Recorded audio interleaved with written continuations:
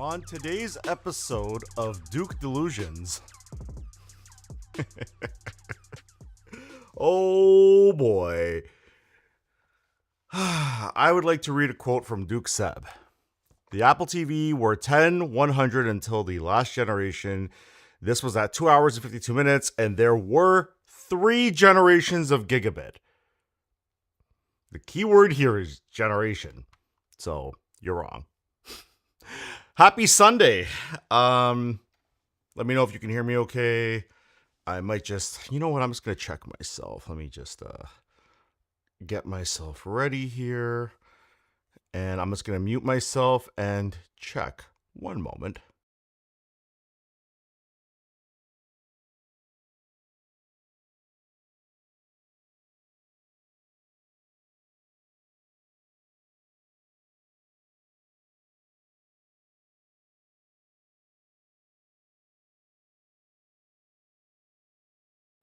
Okay, I think we're good. Sounds about right. Just bring my volume down here. Let's put the phone in D&D so I don't get calls. Yeah, happy Sunday. This has been an interesting week to say the least. I have been, well, partly why it took a little while to start is because my Stream Deck was giving me some wonderful issues. So we are here now. I feel like everything is working, although did the stream go offline? No, everything's working. Okay. Looks about right. What up, whoever's in the chat? I see 6 people. I'm going to talk about quite a lot today, including the US government basically nerfed Claude. So what's the new model that they'd released that was like short-lived? I think it was called Fable. Fable was like nerfed Claude Mythos, but like if you told it to like try to do any kind of like hacky kind of stuff, it would just disable itself. And the US government said, no, we're not having that. So they basically, I think they just forced them not to. Sorry, I'm trying to get this big rig microphone out of frame. Yeah, I guess the government just said, hey, you're not putting that out. So that's kind of interesting. I don't know all the details about that. Another interesting set of news is that Inst360 this week, the embargo lifted on the Luna Ultra, the vlogging camera. And DJI is in a very odd position given their sanctions with the US and all that stuff. But they're suing them. I think it's a patent infringement thing. What a mess. And then like wasn't DJI the same ones who like basically lifted the GoPro stuff and like ripped them off? So Jason Rose here. Sup, champ? Sup, bro? Yeah, you missed a good night last night. But that's okay because I documented it with the lawsuited Insta360 Luna Ultra. I don't know if I'm keeping it. This thing is raising a lot of questions, if I'm being completely honest. I have Lumix S5 IIs that shoot in 6K. This thing can do 8K. It's actually got Leica lenses. Which, yeah. Oh yeah, this carrying case is kind of nuts, like this little plastic shell. So you just press that, it opens, comes out. And then we have our camera. Turn it on like that. And as you can probably see, yeah, it's showing the front of the studio, which I do not want it to do. Why would you listen? That's good. Go down. There you go. Yeah. So it does 8K at 30, 4K at 120. And allegedly, and I'm going to use this term allegedly, does Dolby Vision. Actually, to turn it off, you just flip the screen. And the other cool thing is the screen comes off, so you can just kind of detach it, take it with you. Yeah. Duke says, isn't the government shutting down an AI the whole reason Skynet took over? Isn't the government shutting down an AI the whole reason Skynet took over? I get what you're saying. No, we're in this dystopian hell where movie plots are more realistic than anything. Okay, I'm trying to figure out, how do I lock this thing again? There we go. Yeah. So yeah, you just put it in here. I don't like that the lenses are facing up, but you can always turn it like that. Those are Leica lenses. And I took some footage. Now, the footage I'm going to show later, I'm going to turn off the audio for it because my buddy DJ Stevie P was DJing this event, and there's a ton of copyright music, and I'm not trying to have the channel get a strike because I played copyright music, even though it was while I was at an event.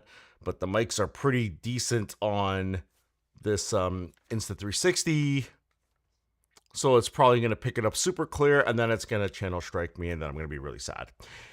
Duke, regarding your question, I don't know. We're screwed. We're so screwed. The problem is that, and I said this before, I don't know if I said it on stream, but I know I said it to a friend of mine. The bigger issue is that they even mentioned Mythos publicly. You know, like, there's the financial implications of, like, you know, like, I believe Anthropic was trying to go public, and they're trying to generate a bunch of excitement, and Mythos is like, God, I hate this term, game-changing. But I don't know. I don't know how I feel about all this, because it's cool that the clankers are out here, like, clanking and, like, trying to make life easier, but at the same time, like, people didn't account for how trash people actually are when they put these things out in the world. Like, how many AI-based exploits and things like that have happened already, and AI is, like, still super new. What are we, like, 3-4 years into this AI revolution, and it is it's a hot mess. So I also think that government in general, and I'm not talking about the US government or the Canadian government or whatever, just government in general, with the exception of some regions, they tend to move super slow, and they always seem to be reactive, not proactive. So the only benefit to all this AI stuff is it might just make government have to be quicker on the reactive trigger. The problem is when they're proactive, government tends to, like, overreach with an uneducated standpoint. So yeah, this is going to be a thing forever. I can't see a world where the government gets it right being proactive, and I definitely can't see a world where AI in general gets regulated at the right speed. And then the problem with regulating AI is that it is a very subjective thing, because, like, you're now starting to talk about morals and stuff like that. This is a wormhole. So I don't know. What do you guys think about this whole, if you're aware of what's going on with the Claude thing, with the Mythos and Project Darkwing, or whatever the hell they called it. Their team of people who were trying to, like, you know, close back doors and stuff like that. Like, I don't know. What do you guys think? Yeah, I'm at a loss. However, on the topic of good news, let's go to some good news here. I'm a big fan of, I've had this realization. So I was starting the stream off. I was talking about the S5 Mark II, 6K camera, better autofocus. Like, Panasonic finally woke up and put phase detect in it. But, like, my question is, if you take this thing, let me stop charging it. Where's my battery at? Also, this thing, like, it has like a switch on the top to tell you your current battery, but, like, it just decides when it wants to work. I guess we'll just plug it in and check. Let's see. Okay, so the camera itself is at 100. The screen is at 94. That should be more than enough, so we'll just unplug that. Thing's kind of cool. It's got this little tripod thing on the bottom. So you can basically press this button, it comes loose. The battery, you can get a battery grip as well, but there's like a USB-C port and these like plastic locking clamps on the side. So basically when you put it together, it just kind of snaps in, and then you just make sure it's clamped and it holds. It makes you wonder. It actually makes you wonder, like, should we just stop buying things until things evolve? Because I mean, like, the S5 II is what, 3-4 years old? It's not that old of a camera, but like, based on what I saw last night, like, okay, let's be realistic. Walking around an event carrying this and being like, you know, move around, whatever, is a lot easier than, oh, good Lord, I'm going to break everything.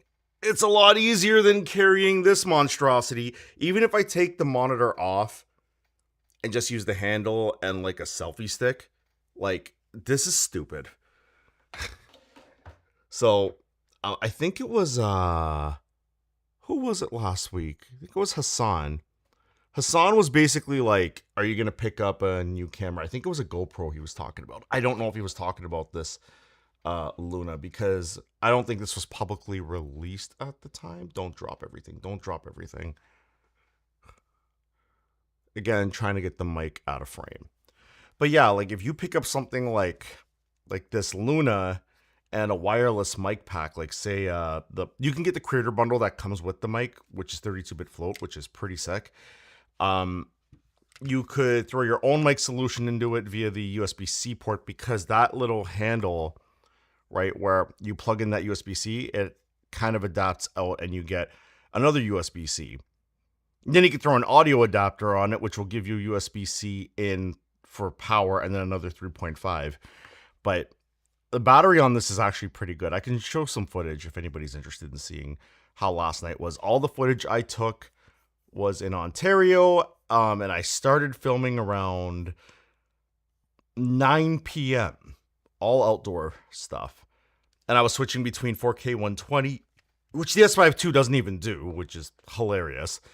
And even if it did, they would probably be like, well, you're not going to get real autofocus right now because we're a Lumix and we cripple everything. I don't know why I use that voice. But yeah, waiting a few years and then getting something like this, which is cool. Also, that little battery thing has like a tripod. It's like these two little hooks. It's kind of a janky tripod. So you can like bring these down and push them out like that and then sit it. And there's your tripod. And then if you want to use like a traditional, you've got a 1/4-20 on the bottom, which, interesting. Also, I noticed that you can't even buy the creator bundle as of a couple of days ago. And I think that's because the impending lawsuit is coming up against DJI versus Inst360. I don't know what the deal is. I heard somebody say recently that when a company files a lawsuit,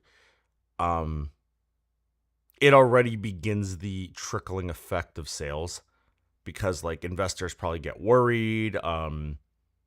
You know, consumer fronts like storefronts, they get worried. Yeah,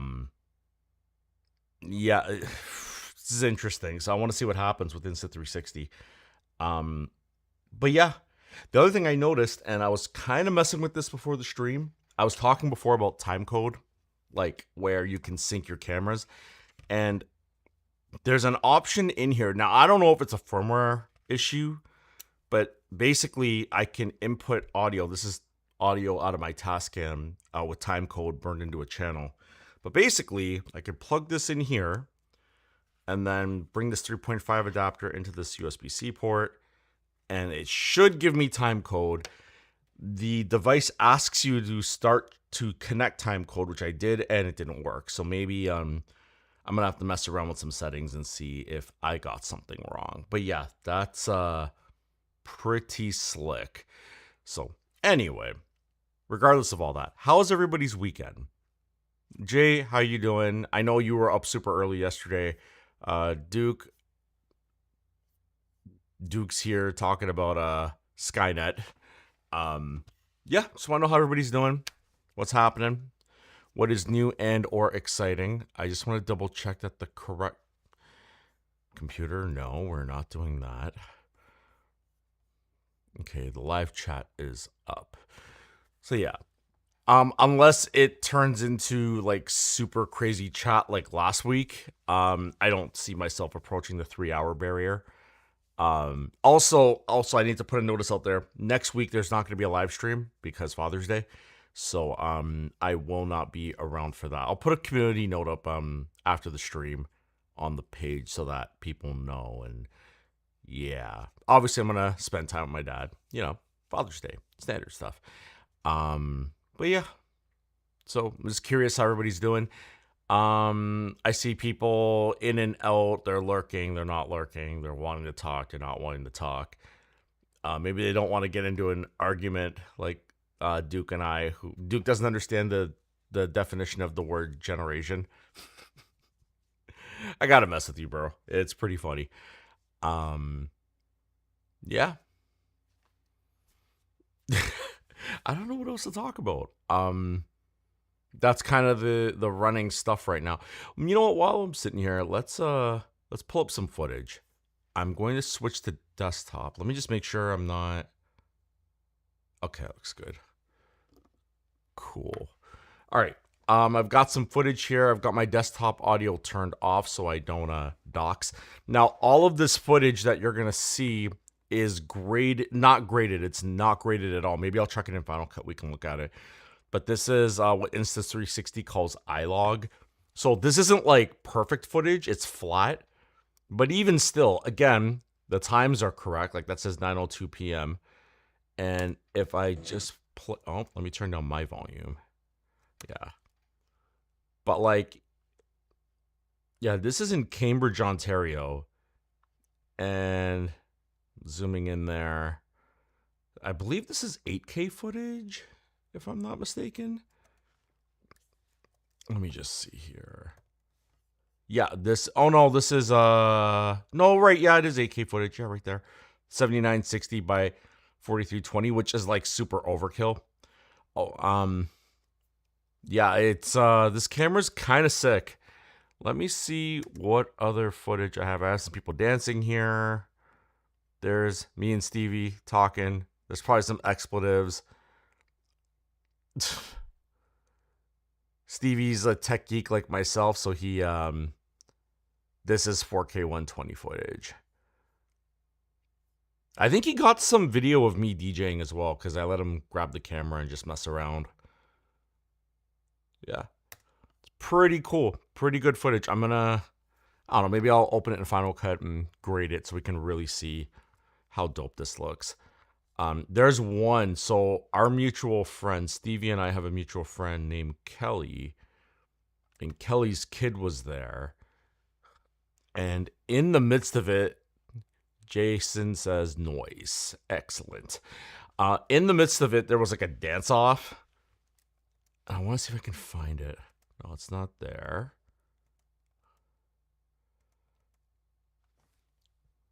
Oh, I think we found it. There he is. So he's younger. I think he's like 16 or 17. Yeah, I'm still like I unboxed the 360 and then like charged it and then left to go to this event. So this is cool. He's doing his thing. I think he pulls the worm somewhere. This guy jumps in. This guy's standing in the way, so I couldn't get a good shot. But then, hey, there it is. Now, the thing is, like I said, it's an iLog. So it's like the quality's not like perfect on this yet because you have to grade it. So here, let me just open Final Cut, get it ready before I show it on screen. 1 second. Because, I mean, that's impressive. That's at like 10:50 p.m. So it's like night time. Yeah, give me 1 sec. I had what's it called? I had a thumbnail thing opened here. Okay. So here, let's go back here. I'm just going to bring that clip in. This is on the memory card, so it's like not going to be the fastest thing in the world. But if I were to see, it's trying to default to 60, but this was a 120 clip. So I'm actually going to go 4 times slower. So 2997. All right, there's our clip. Where did he do the move? Yeah, it's right there. So first, let's do a couple of things. We need a LUT. A LUT would be handy. Do a custom LUT, and I'm just going to do my color finale one, which is going to be wrong, but I'm just going to correct this really quick. Yeah, I don't know where to download the Inst360 LUT because their their site is kind of weird. They're like insisting you use their software, and I am not about that. Okay, so let's balance this a little bit.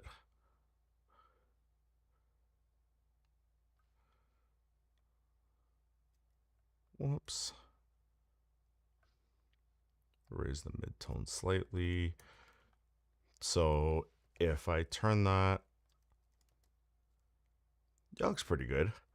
So he's doing this move here. So why you want to shoot in 120 is if you throw it on a 30 frame per second timeline. If I were to take this, let's just slow this down. So we'll play it normal. And right where he jumps, I'm going to slow it down there. We're going to go down to 25%.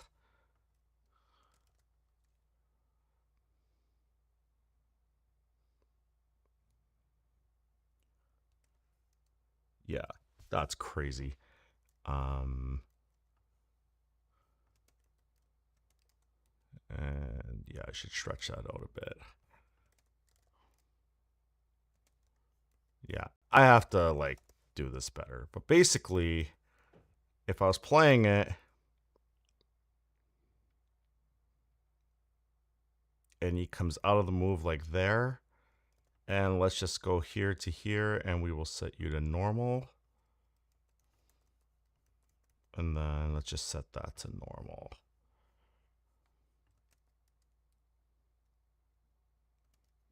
Yeah, so let's play that back. Yeah, that's crazy. That's pretty cool. So yeah, again, this is 4K 120 footage, and it looks absolutely nuts. Like, you know, and this is like super low light situation. Like, again, I had street lights to work with. I didn't really have, like, there was not much in terms of like dynamic range. And like traditionally with like other cameras like the S5 II, as soon as you crank the frame rate, you lose light. But there's some like triple AI chip or something in this thing, and it looks pretty clean. I mean, it's not perfect, you know, like you probably want to do like I literally just dragged this in and threw a quick LUT on it. But like if I wanted to, I could like go into the footage and be like, hey, that looks a little noisy or whatever, you know. And here, let's raise the whole thing up just so we can see, just to make it slightly noisier. You know, I could throw in like neat video, which I think I have on this profile. It might ask me to like put in a serial number. Let's see. Yeah, it's freaking out. I can't use neat video. All right, well, forget that.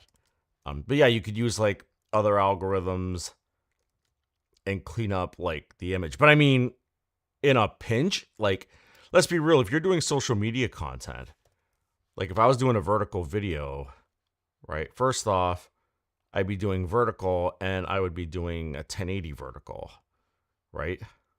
So like, if you take this and you zoom it, whoops, you zoom it like that and you're watching this on your phone, I mean, that looks like overkill compared to what you typically see. You know, you can reframe it. You can be like, all right, I actually want it more over here. There's our bounding box right there. But like, to do some quick social media content, like that's nuts. That is actually insane. So yeah. I'm really hoping you guys didn't hear any desktop audio during all that. But also, while we're here, because we're on a 4K timeline, let's get some of this 8K footage out. Because I think, hang on one sec. Yeah, this is 8K. What is this one? So 8K is kind of interesting. Let's go back. We'll drag this one in, right? And I'm just going to grab it from like, oh no, wait, that's that one. Yeah, you can see up here it's in 8K, right? No, not my mug. We'll get from here. So if I bring this in, I'm just going to apply the same color grade. But like, again, this is 8K footage. Look at how sharp that is. And this was taken at what time? 10:09 p.m. Like, that looks insane. I think like anybody in promotions, night events, stuff like that, they're going to have a field day with this. And like, again, this isn't even the proper way to color correct all this. Like, I just literally threw random corrections on it. But like, that's with the wrong LUT. And that actually looks kind of fantastic. But what I really like, I'm going to switch this back to 4K.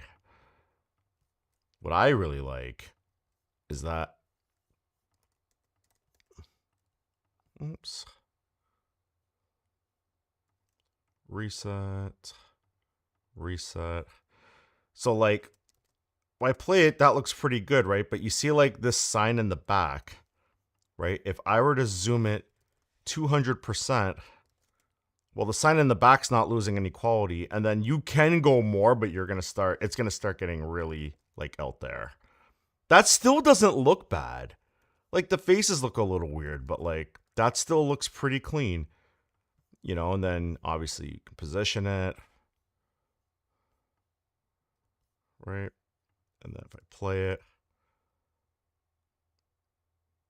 that's extremely usable. And like, let's be completely realistic. Look at the size of the lens on this camera.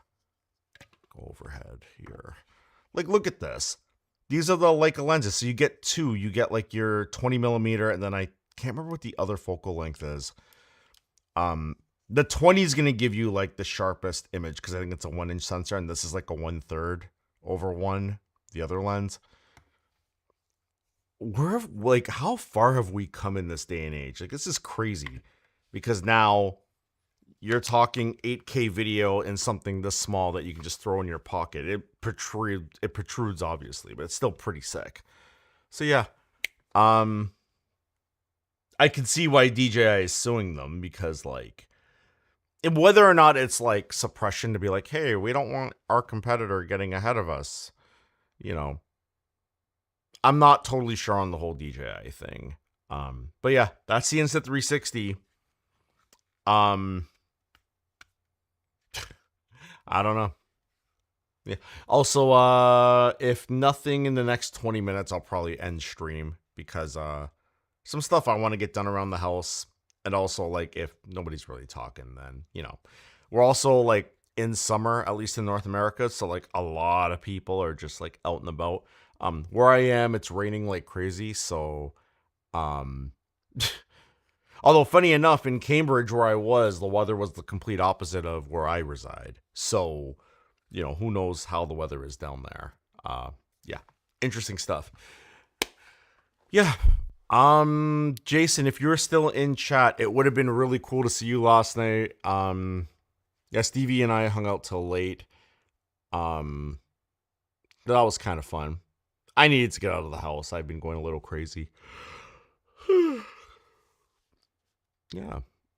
I had no other plan than other to talk about DJI and the US government nerfing Claude and me getting this Luna Ultra. I'm wondering, like, could this serve as a good third camera? Like, shooting in 8K. What I was thinking of using this thing for is, like, when I'm doing behind the scenes content, like if I'm cleaning up the studio and I'm just rewiring stuff, you know, if I just plug power into it, like, it takes micro SD cards. So like, I think I can get like 5 hours at 8K 30, which is stupid.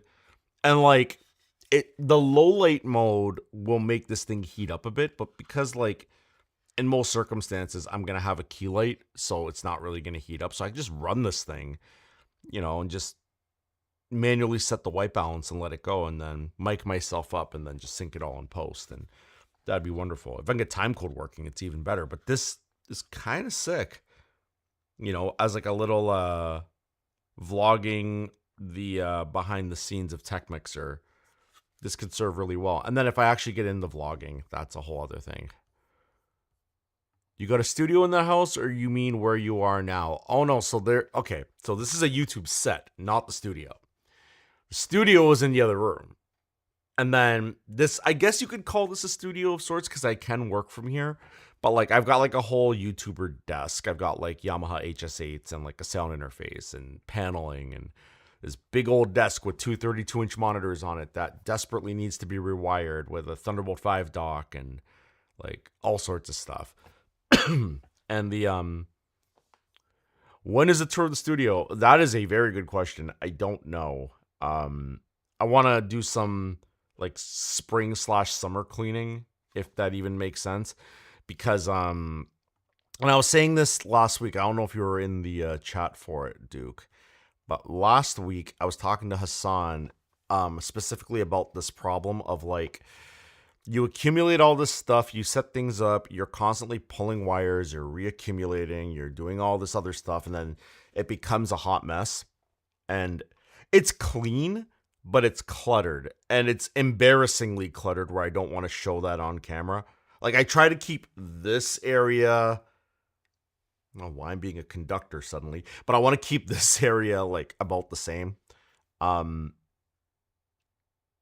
I've got other rooms in the house that I actually wanted to convert into a YouTube recording space, like a set with proper sound paneling and everything, which is why like the sound treatment stuff I talked about recently, that's why it's temporary, because it's like I don't know how long I'm going to keep it here.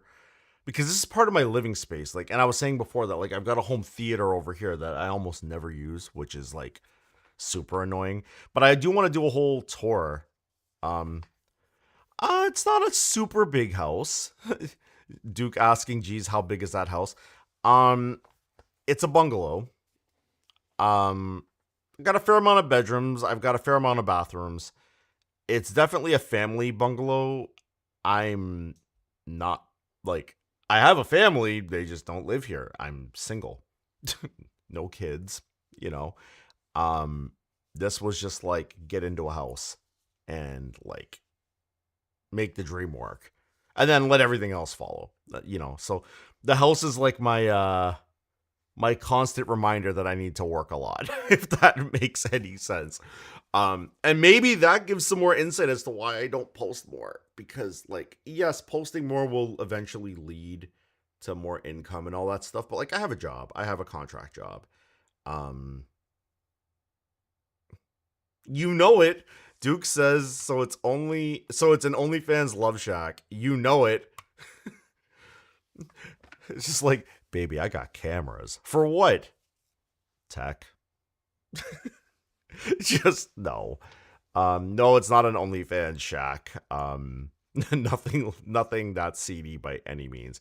I mean, if you consider technology like this and the Tascam and the MKH50 and the S5 IIs and the MacBooks, the Stream Deck, and all this stuff, if you consider that pornography, then hey, I'm not going to judge your fetish out loud. Yeah. Oh no, I'm so, you know what's funny? I've been thinking, and I was talking to Jason about this on the phone.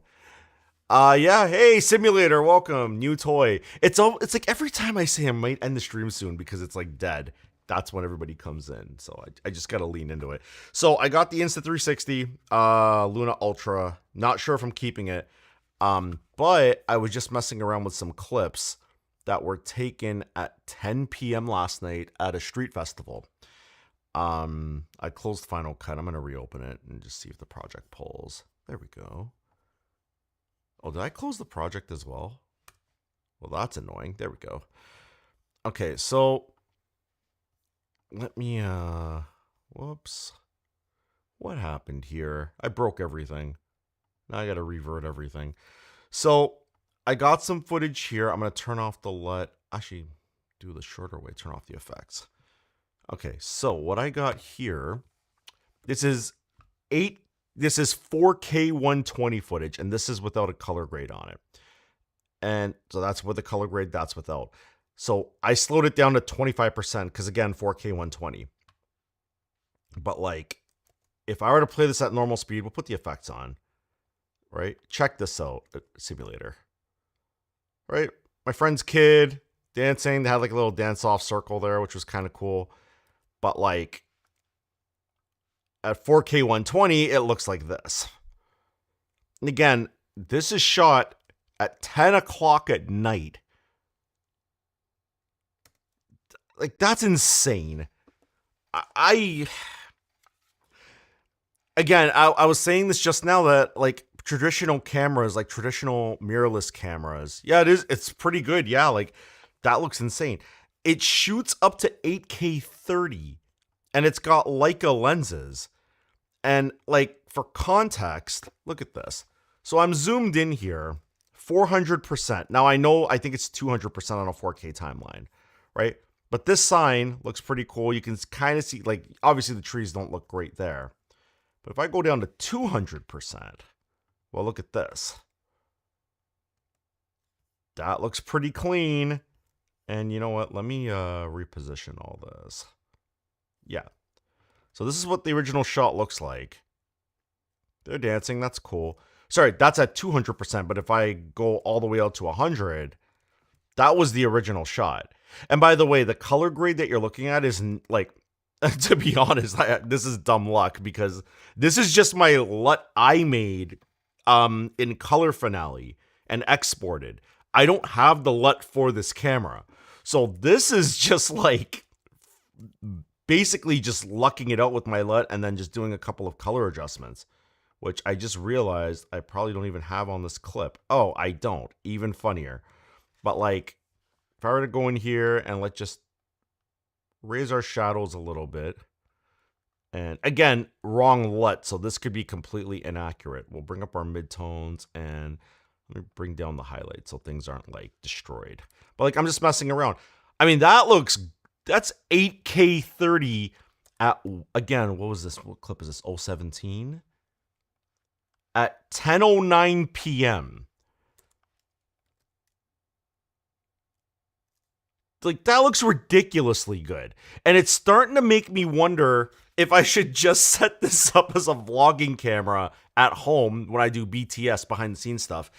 And if I mean, okay, let's be honest. Look, so the other thing I want to show is it comes with this little plastic shell, which doesn't look like it's major. I literally unboxed this and took it to the event last night. So like, I was sitting here, I unboxed it, I grabbed my good old charging cable that's in my dock on the side here, plugged it in, went, took a shower, got ready. Came downstairs, unplugged it, drove for a few hours to go to this event, got there. And for the first time, like, I don't know this thing, but here's what I found using it for one night, right? Because I opened it yesterday. I'm a bigger guy. I got fairly big pockets, so I would stuff this in my pocket, but like literally to get it out, it just pops. Oh, wait. You know what would help is if I use the overhead camera, right? So again, we got this shell outer casing, right? It ain't moving. Nothing's going anywhere. If I press this, it opens. It comes out. If you're using the wide angle lens, you can just throw it there. And then you've got a black mist filter spot here, right? And then what I love, I'm pretty sure that this is going to be, let's see. Not going to lie, the DJI cameras have too many settings, but auto wasn't perfect either. Well, this is the thing. I just set my white balance 5600 and I YOLO'd it. I figured that was fine because like I was going to be at nighttime anyway. So I set the white balance manually. I think auto ISO is on. I thought it was off, but what I love about this, and I think this is why DJI is a little mad. Check this out. So I'll turn it on, right? And you can see my studio. Cool. But you can do this. Take the screen off. Do you want to switch to touchscreen remote audio reception? Switch. So now, this is the microphone. Like, and look, like I can put it down here And then using the little tripod, the cute little tripod legs, I can set it here, like off to the side. But watch this now. So I can be like, okay, I want you to come back. No, come back this way. Keep the camera upright and steady. And steady while taking photos. Okay, got it, sure. Yeah, I can flip the camera towards me, right? So you can see what's happening. Okay. Oh, I put it in photo mode, I think. Whoopsies. No, not pano. Pure video. Okay, so that's set to 4K 30, right? If I tap here, okay, you can do. Oh, wait, pure video has a limitation. Whoops, hang on, one moment. I'm learning stuff. I'm scared. Hang on. How did I do this again? Pro. White balance. Oh my God. White balance. Manual. But again, like, the camera's in front of me, which is pretty sick. Okay. So let's get out of here. Got it. Okay, I can set my profile. I don't care about that. Let me out. There we go. How did I do this? Now let's play back of old clips. I was messing around with it earlier. Audio settings. I don't remember how to do this. Portrait shooting, got it.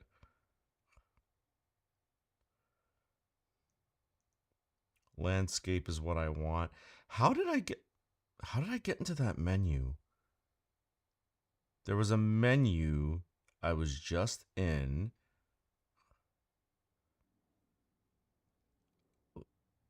Okay, we're gonna turn it so we can see my studio. Yay! Here, let's turn it back. Not gimbal modes.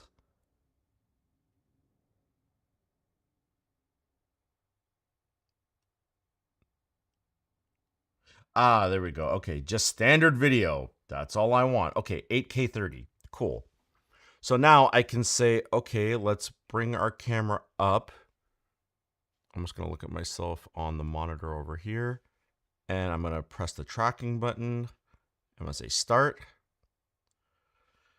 And it does, yeah, 8K is crazy simulator. And what's nuts is like, it allegedly does Dolby Vision. So I'm going like this. Now you're looking at my S5 II, but I'm going to switch back. Watch this.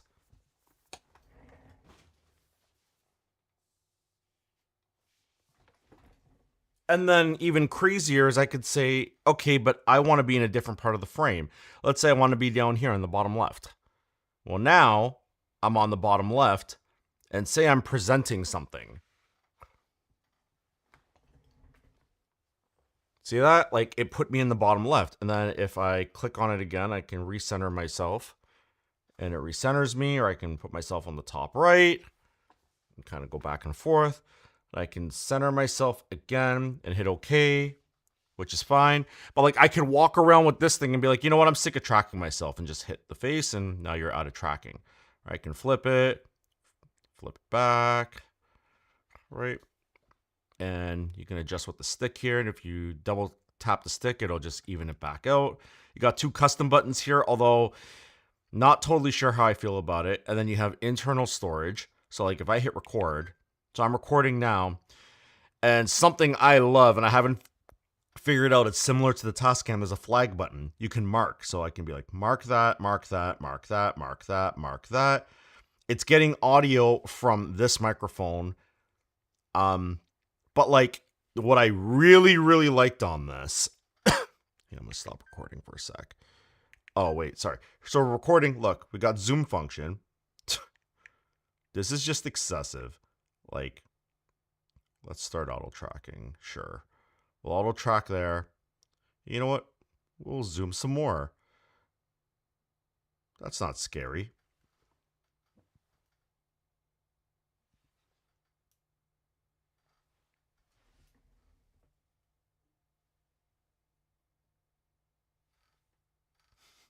I'm such an idiot.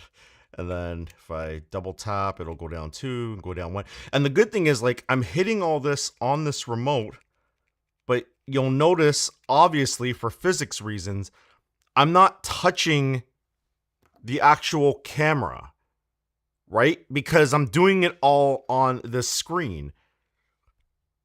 Like, if DJI was sour grapes and was suing for innovation because, like, Inst360 turned around and said, hey, we made a camera that DJI just couldn't think of these certain other features. And DJI is like, okay, well, now we're mad that you've innovated, but we're mad that you innovated on our patent. And that's all alleged. Like, I don't know what the implications of the whole thing is going to be. But, like, the ability to, like, set up your shot, like, on a tripod off to the side because the bottom of this thing has a 1/4-20, and it's like this little grip piece just comes off, and then you can like tabletop it with these two. I kind of wish there was 4 to like pop out both sides because it doesn't sit like super even. Oh, that is dope. I just noticed it's still tracking me. I forgot this. It's still recording as well. The screen does turn off. You just tap it. You're fine. Oh, but I just stopped my tracking. That sucks. Okay, hang on. I'm gonna have to learn this again. I haven't even been using it for 24 hours. But, like, the fact that I'm shooting in 8K right now, this is nuts. This is actually insane. I wonder how well it will work if I, like, go like this. Okay, it probably lost me. Oh, it picked me up. Okay, that's stupid. Hang on. If I go like this. Haha, you can't find me. You suck. Right? I'm even going to get out of frame. Go like that. If I come back in. Oh, man, it picked me back up. Okay. All right, this is out of control. But yeah, we're going to stop this here. Right? And that's to the internal storage. Like, I have a 256 gig card, which is what I used to film last night. That's all the footage you're watching is coming off a micro SD card with an adapter into the MacBook. It's playing fine in Final Cut. And I've got like a mix of like 8K and 4K 120, and it's all working. And then, oh yeah, to like stop everything. So once you're like done, you can just take this, go like that. She turns off. And then this, you just push up here, hit the notches, lock it into place, press our little button. Hang on, what would help is if I did this. All right, press our little button on the side. That'll pop open. Screen side down, drop it in, go like that. You're good to go. This is pretty insane. So I don't know. In Canada, this thing is pricey, but it's nice. And it makes me wonder, like, I have my S5 II, like, what makes more sense, right? This thing or, oh God, this monstrosity. You know, obviously, like, there are benefits that you can shoot in RAW and all that stuff. Let me just move some stuff here so I can get the mic out of frame. Come on. Don't fall. Please don't fall. Please don't fall. It's fine. I don't care if it's in the shot. But yeah, like, what's easier, walking around with this? And I don't even have the wide angle adapter, but I feel like just walking around with this with like a DJI mic clipped, or like I could adapt the Tascam, is kind of cool. I did notice in the menu there's an option for time code, but I can't figure out how to get it working. I don't know if it's a me problem or if they just haven't implemented the correct firmware to make time code happen. But I am very impressed because, like, I just figured that like small lenses wouldn't do well because of like physics. But this thing, I don't know. This thing's kind of nuts. I'm going to have to like really dig into it. I probably have some stuff still set to auto, which I would prefer to run them in manual. It does interface with an app. What I don't like, and I don't know if DJI does this too, because I don't have any DJI's cameras. I don't like that it forces you to activate it with their software. Like, you have to make an account. Otherwise, the thing is basically useless, which I feel like there should be a law against that. because that just seems super annoying and like it almost. I don't know if anti-competitive is the word, but it's definitely different. Um, yeah. I don't know. What do you guys think? What do you think of look, and let me be clear. I didn't get this from Inst360. I have no relationship with Inst360. Like I bought this. Um I don't know. What do you guys think? Like is it worth keeping? I'm very impressed with the night footage I got. The only thing I want is like an ND filter because if I go shoot outside, um Simulator Adventures. Surely DJI has bigger issues with their products being banned in the USA. I think the whole thing's connected. I think the trigger for the lawsuit, if DJI was able to compete with Insta360, I don't think they would have sued them. I think they would have just been happy to go like blow for blow. But I think because of the ban, and DJI like allegedly, I don't know this for sure, allegedly releasing products under a different moniker. I've seen stuff about that. People have left me comments on my DJI Mic 2 video about it that have inferred that. I can't confirm or deny anything because, well, frankly, I have no idea and I haven't researched it, so I can't speak to it. But if that's what's going on, again, major if,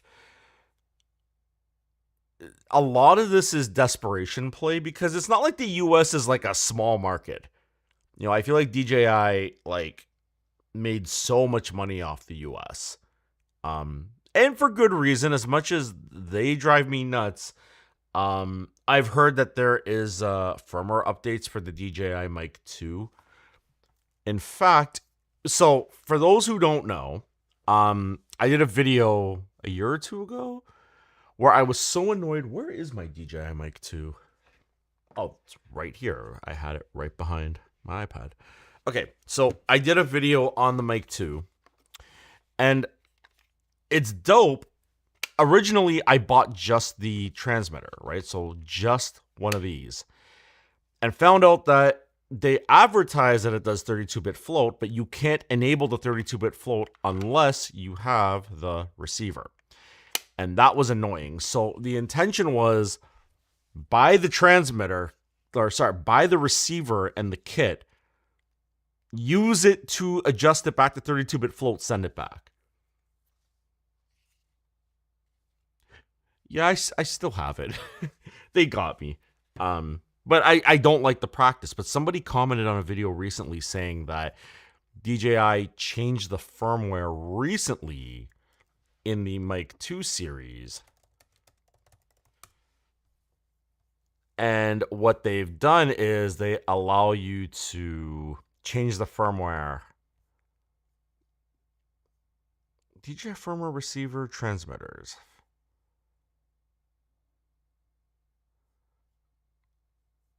Okay, can I get some release notes? Okay, release notes. PDF. Now supports connection with, what is logic?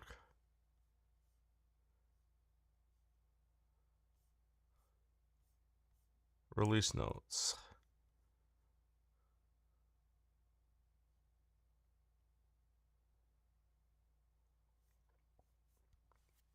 Added compatibility with the iPhone 15 series, supporting the receiver to be used while charging. Fix some known issues. These firmware notes aren't great. I'm really bad for optimized logic for splitting files. When recording 32-bit float, automatically split and stored every 30 minutes.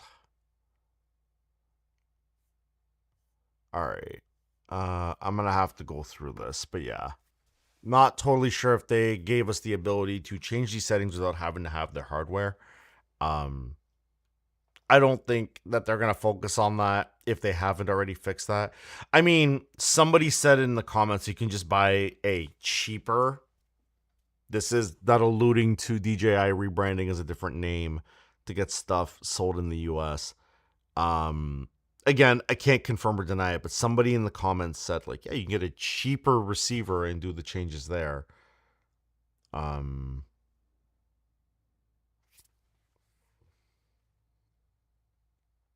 Sorry, let me see if I can pull that comment. It was fairly recent. Give me one sec here. Used DJI prices aren't that great. Yeah, because they have like a kind of a monopoly. I want to say monopoly. You can adjust the mic through the DJI Mimo app, is what somebody said. Okay, so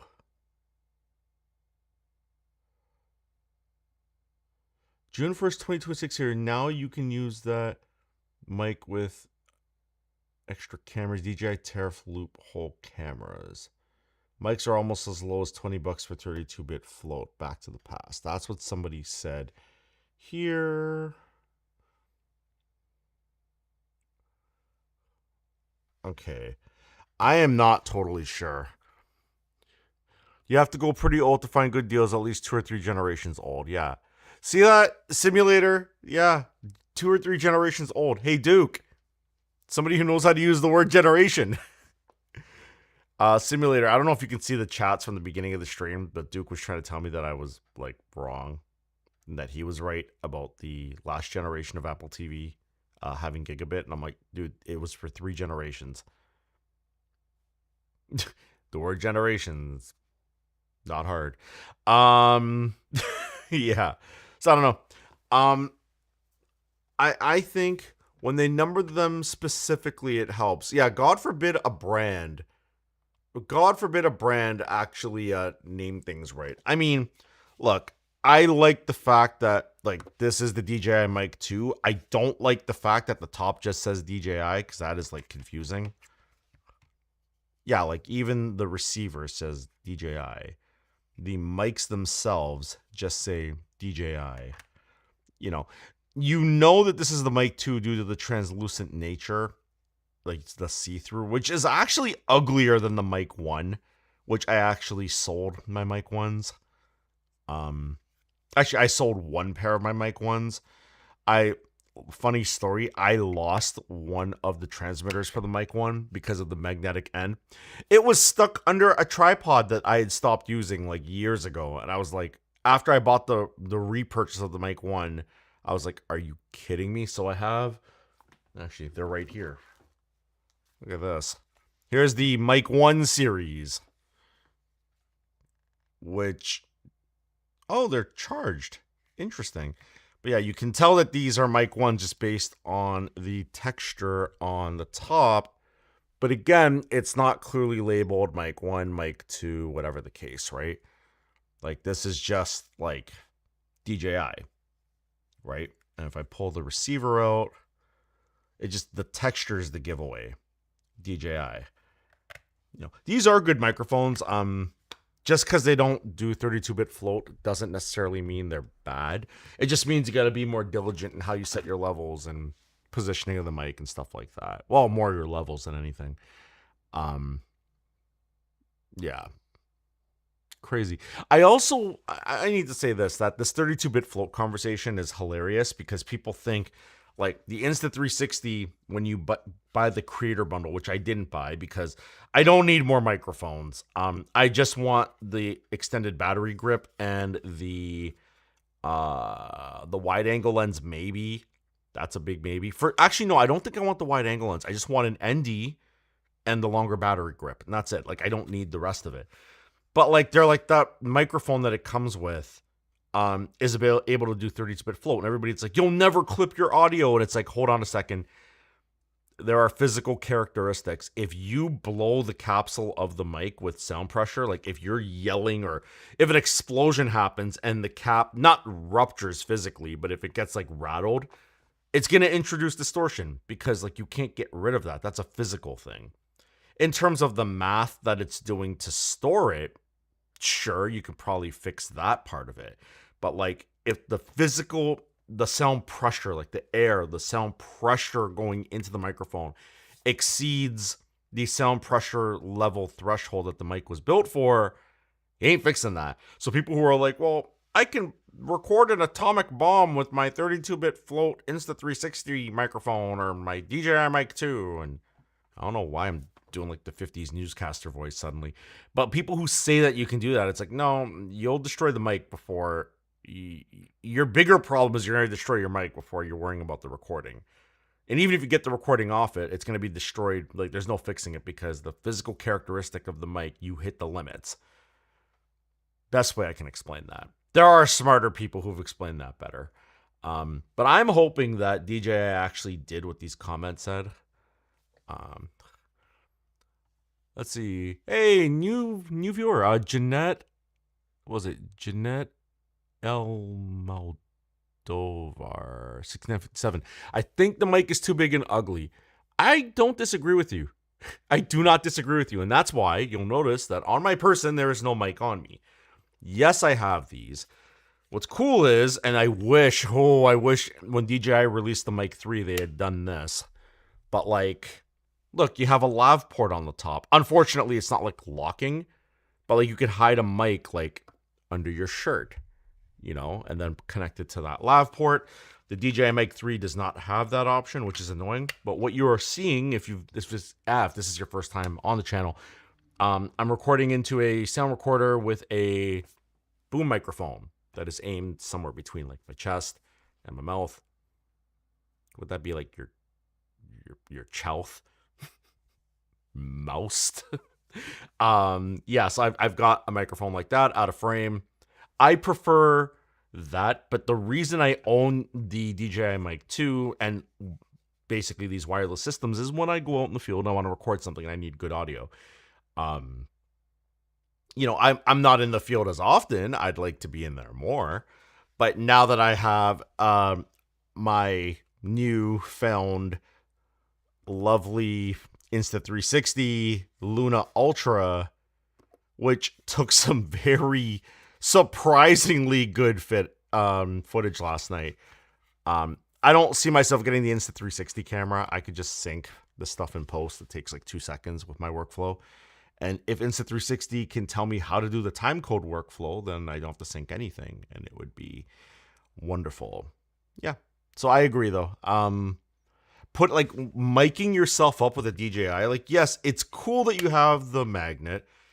And, you know, here's the problem. You can mic it like this, but then it's like in the shot, it looks like horrible, right? And then the flip side of it is you can do this, and you could either clip it with like the little clip here, right on the top. Pac-Man. Nice. You could clip it like to your garment, whatever you're wearing, like so. But then you run into two problems. One, it's going to sag and this looks ugly, and then like it'll flip. And then you've got like the clothing rustle nonsense. You could do with the magnet where you do this, but like I'm wearing a white shirt, or a white sweater, I should say. Like, that's gaudy. So I am in complete agreement. I think the Mic 2, because of that lavalier port on the top, you know, because of this thing, I think this was peak. I think this was the ultimate. Getting rid of this in the Mic 3 was actually stupid. Like, I think it was pretty dumb, pretty nonsense. They didn't need to get rid of it. So I agree. It is pretty big, pretty ugly. But I mean, if you're doing walk down the street commentary with somebody, you know, like if you're walking with a person and you're vlogging and you both want to talk, I mean, casually, they don't look that bad. But when you're doing something professional, like you're doing like a proper sit down interview or like a wedding, like that's the other thing is like the color is off-putting. Like you're not hiding that. You could paint the magnet and then try to, like, if you want to mic up the bride, you know, you stuff it here and then have that sticking out. But like if the color's a little bit off, it's going to ruin photos. I don't know. There should be a budget in everybody's wedding, their wedding budget for entertainment for like a boom operator.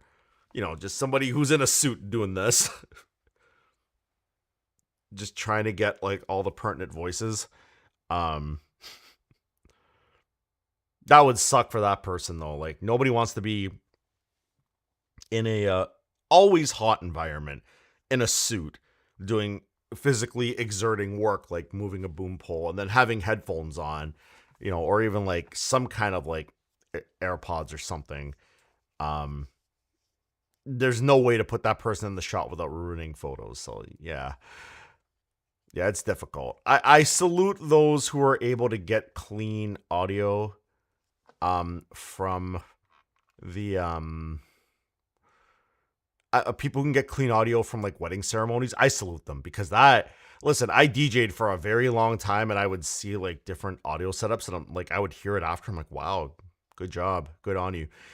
Jeanette says, I think hiding it like that is way better though. I meant the Insta mic one. Oh yeah. People are hyping the ink screen, but I wouldn't show it anyway. Yeah. No, I saw that. It's such a gimmick. That is the best way I could put it. I mean, okay, so like my logo for Tech Mixer is literally just Tech Mixer in black. So I guess that would look cool. Is it worth spending the money for that? No. You know, I would rather try to get my audio like okay. Let me put this in perspective.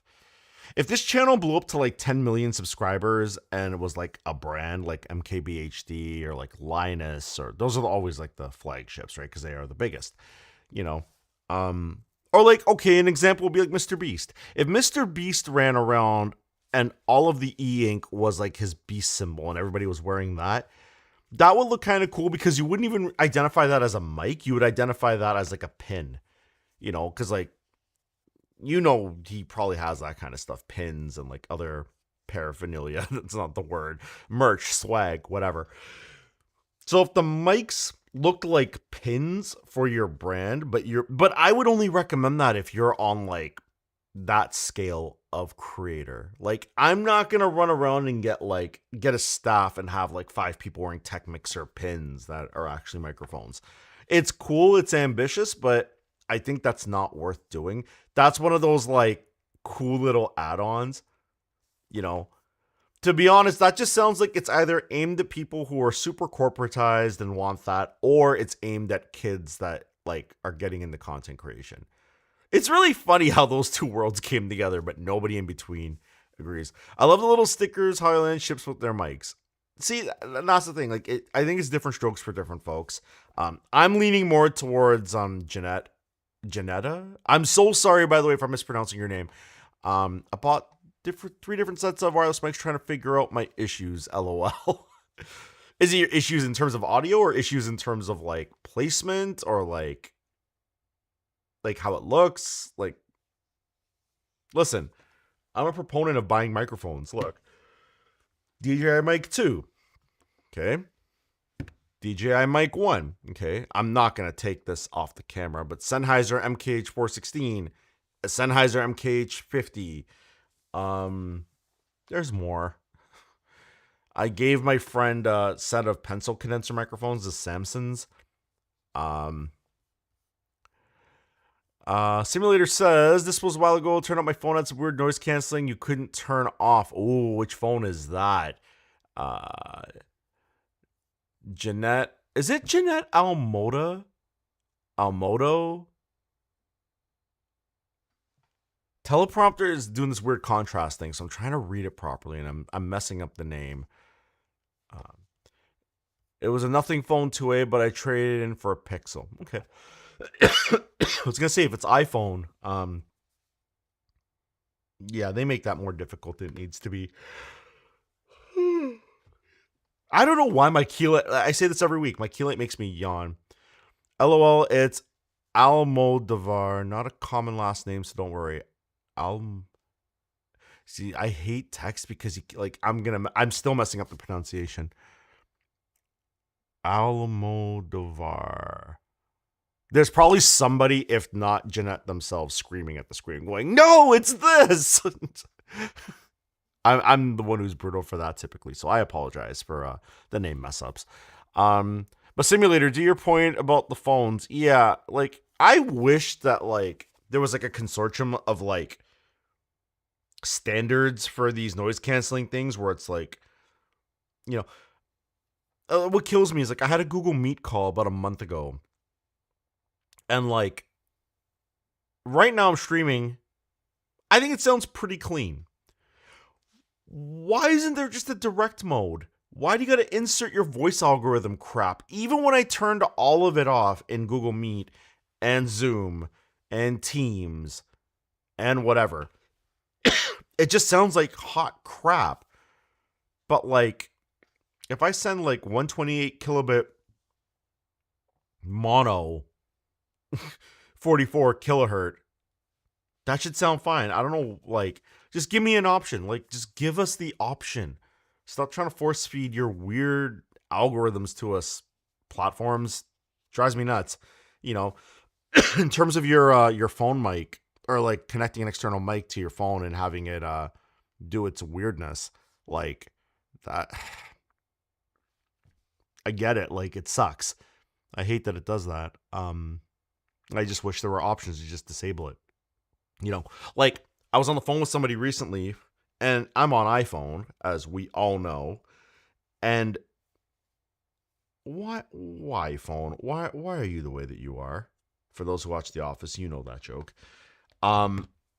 There's like an option that's like voice isolation that I don't know what the default is, but Apple does something. And I told them to swipe down and turn this one thing off. And they're like, can you hear me? And I'm like, oh my God, that's a million times better. And then in perpetuity, they've left their phone like that for everybody. And everybody's told this person, oh my God, your phone sounds so much clearer than it used to. They weren't in the settings changing stuff. They're just Apple's defaults, you know?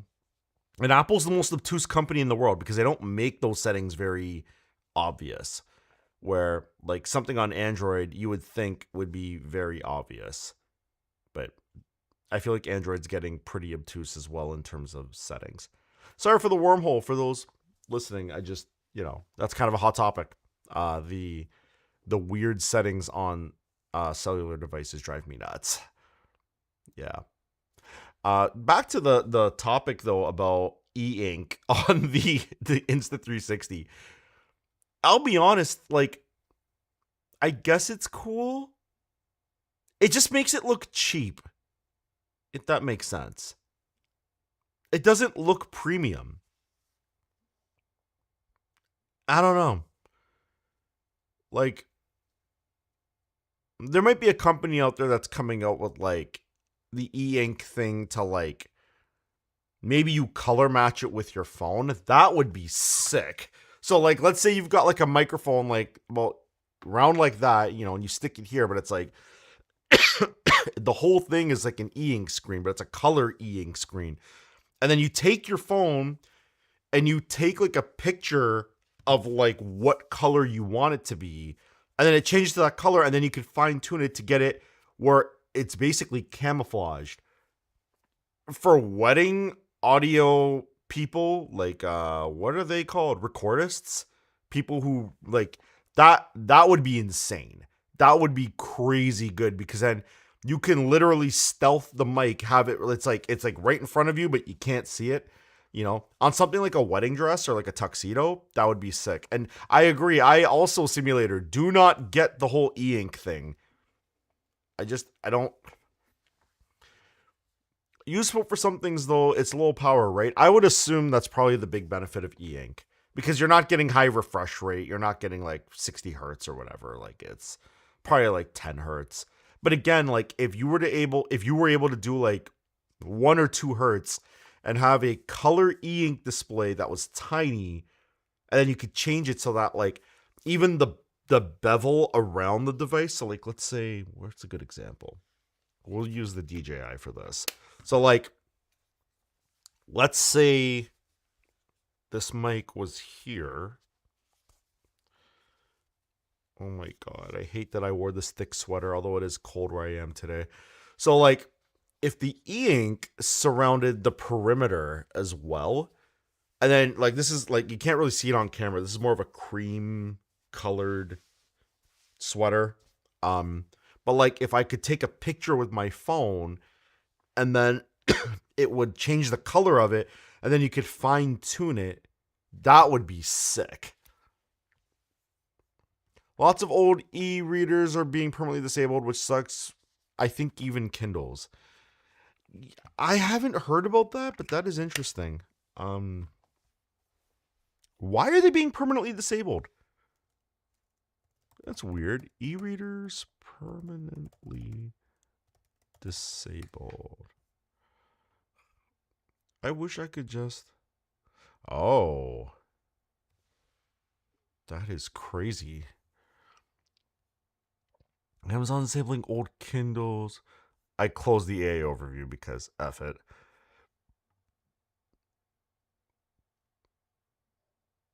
Okay, I can understand like a 2007 up to 2011 maybe, or 2010, but like beyond that, if they still work, like why are we forcing consumerism down people's throats? That's annoying. Yes, making the mic disappear like that would be a better idea, 100%. I think it's so intrusive. I think we're at a place in technology where like if we can not, we're at a place where like we don't need to improve on audio quality that much more. I think some companies need to catch up. Pardon me. I think some companies need to catch up. But I would say a company like DJI, who's kind of got the audio thing down pat, they've lost online connectivity. So then just make it downloadable. Make things downloadable that you could load to your... Oh, God, I hate this. They just want people to buy the new ones. I would understand not giving more updates, but disabling is crazy. That I completely agree with. Like, if it still physically works, why are we... That's nuts. I hate that. Jeanette said, make the mics disappear would be a better idea. I think, yeah, and as I was saying, like, I think we've come to a place where, like, if DJI, for example, didn't focus on any more audio innovation, you know, or like, Rode, or I can't think of the other brand that's recently been making noise. But yeah, if these brands were like, they kind of hit a ceiling in terms of like, I know Rode's doing the whole AI thing with like noise canceling and all that with their new lineup. Like I saw I think Tom Buck did a whole video or a set of videos on that. But like if they focused on like, let's use our tech expertise to like mask this stuff, people would buy it in droves because that is the one. Like I absolutely cannot stand when people do this and they're holding their microphone like they got a toothpick in their hand and they're like, I'm part of the, and it's like Plosive City and they're screaming into it. And part of it is because they don't want to pin it to their chest. That's a part of it. There's a lot of reasons people do that, even though the mic was designed to be laved up somewhere and not like put up to your mouth like you're eating French fries. Like that drives me crazy. Like I'm so, if you do it, I'm sorry. I've tried to do it here and there just as like a joke to be ironic, and I was like, wow, I feel like a douchebag. So I'm like, I'm not doing that anymore. I don't think it was in any videos on the channel, but I think I caught myself once. Jeanette laughs, yeah. Yeah. To Simulator's point though, I hate, like, that would be like, okay, well, the Tascam, right? Can I get this in frame? Yeah. Here's our Tascam. Let's say Tascam, TIAC, whatever the parent company is, decides that they want to release something that is totally evolutionary, game changing, whatever you want to call it. And then they just disabled my $1,000 Tascam. Well, it's $1,000 in Canada, which is the equivalent of like $50 in every other nation. But what if they want to disable it? And it's like, it works. Okay, it doesn't, like, maybe there's some new wireless protocol that's not susceptible to interference that comes out in like 10 years or whatever. And sure, this doesn't support it. It's Bluetooth and like, you know, wired cable only. But to disable it is crazy. That is nuts. Like, it's also wasteful for the planet. I don't like that either. Like, unnecessarily wasteful. Like, you know, as much as like Louis Rossmann is like fairly miserable, I get where he's coming from. You know, like consumer protection, making sure that like, well, reporting on how we're getting effed constantly by these companies. Like, I get it. You know, Linus to a lesser extent, regardless of our feelings on him having the private jet and all that stuff. to sit there and say like a creator like him is relatable these days is like a far-fetched thing. It is what it is. Linus knows. How could he be relatable? I don't like the wasteful nature, you know. That would be like, okay, so the Tascam takes AA batteries. And if they rolled a firmware update that made it proprietary, they could only use their AA batteries. Like I've got those On Loop Pro Panasonic batteries sitting at a charger right now, you know, but they could like just up and like disable that ability. That's kind of what we're talking about in the same breath. Like disabling that is nuts.